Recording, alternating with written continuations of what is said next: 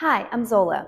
If you are a new mover or someone who is interested in Pilates, but you're not really sure what you're getting yourself into or you don't think you're strong enough, you can always start with Pre-Pilates. Pre-Pilates is a set of exercises that just prepares your body for what's needed for Pilates. So let's get started. We start with breathing, taking it very slow. This is the foundational stuff that some people just don't like to do, but it's good to start slowly, right? So my feet are flat on the mat. I'm placing my hands, my palms, on top of my belly. And like I said, we just breathe. So when you take your inhale, feel the lungs fill with air and feel the belly kind of rise to the ceiling. So inhale, through the nose, by the way. And as you exhale, gently put some pressure into your palms. Exhale through the mouth and feel your abdominals start to sink down toward the floor. Yeah, so again, inhale. I won't talk for the next one. Inhale deeply. Exhale. So it's almost like you're blowing through a straw on those exhales. Your belly button sinks down to the waist, and your belly button sinks down to the floor, and inherently, your transverse abdominis, or your deepest abdominals, engage, which is what we want. So inhale through the nose, and exhale.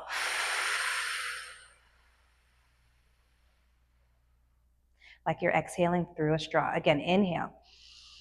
Feel the lungs expand. Feel the back ribs expand. Feel the belly expand. And as you exhale, push gently into the palms. Feel your belly button sink down. Do one more. Exhale.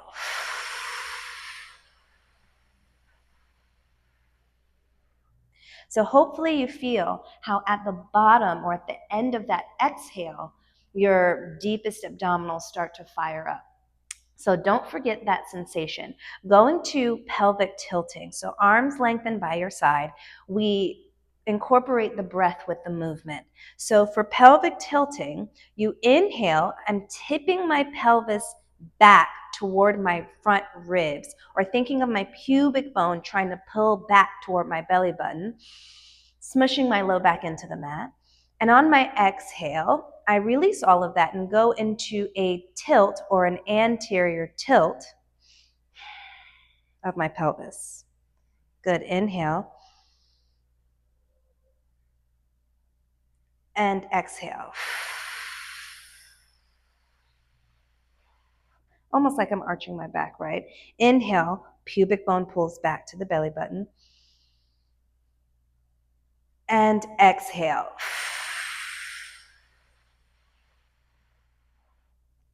So while I'm doing this, I'm learning how to move my pelvis, because the movement of the pelvis can be separate of the rest of the body.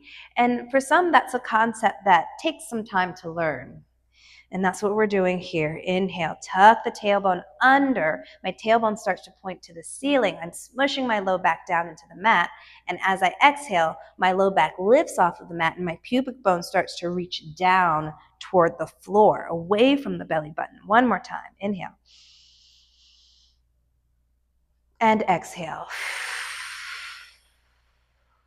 Now finding what we call a neutral pelvis, where my pubic bone and hip bones are all on the same plane. Some people can't feel the bones in their body. I can feel my hip bones here. So instead of thinking about the front of the body, you can also think about a heavy tailbone on the mat.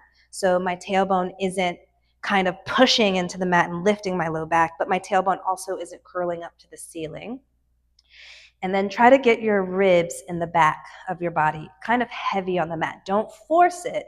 Just breathe into those back ribs.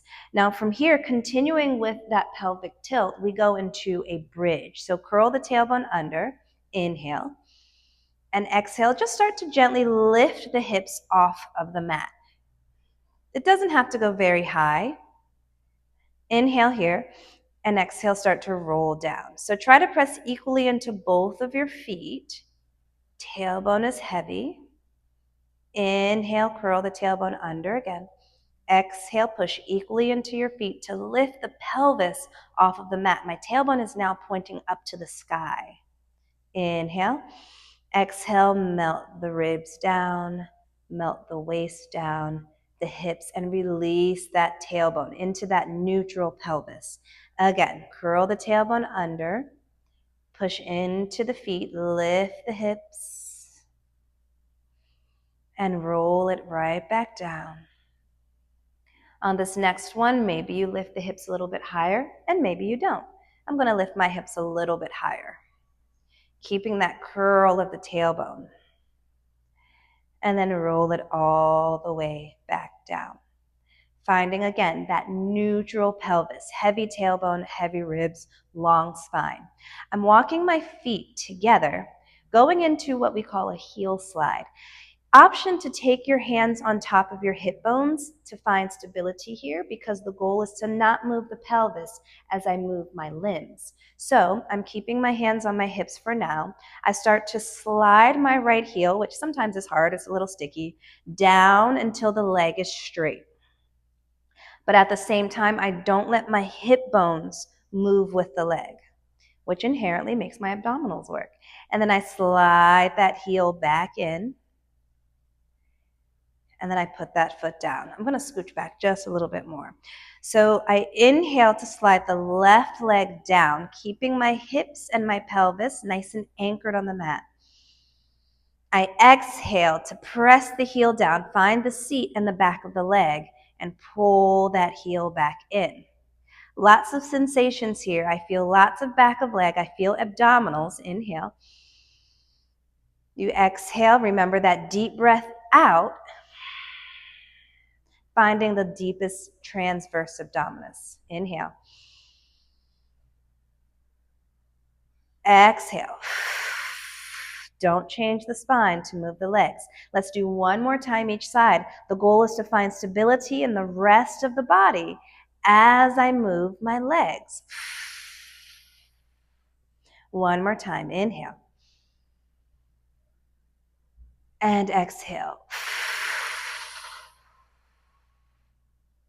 Very nice. Now from here, going into a chest lift or a nod and curl. So I'm keeping my arms down by my sides. I'm thinking of wide collarbones here. Can you think of the shoulder heads rotating outward to make a nice, proud, wide chest?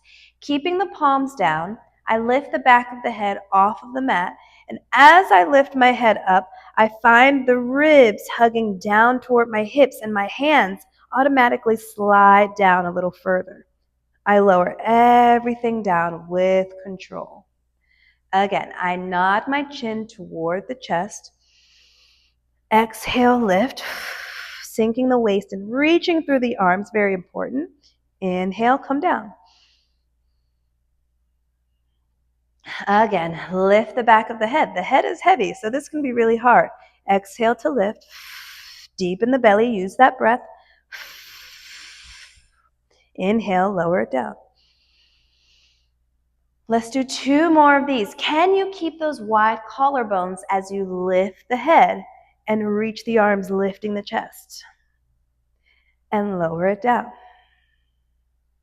One more of those. Nod the chin to the chest, slide the palms forward, reach, reach, reach, and roll it all the way back down. Very good. If you need a little neck stretch after that, you can look from side to side to side. And let's get some movement of the arms. So from this position with arms by my sides, can you lift your arms up without lifting your ribs off of the mat?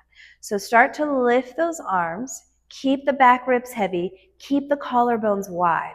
How far back can you stretch the arms without lifting your shoulders to the ears? Without changing the spine, without tucking the pelvis. We're finding pelvic and spinal stability as we move those arms. Let them come all the way back down to the mat. Inhale, arms reach up. And exhale, arms stretch back. Inhale, arms reach up. And exhale, arms reach down. Everybody's flexibility in their shoulders will be different. So maybe your arms only stretch back a little bit. That's totally okay.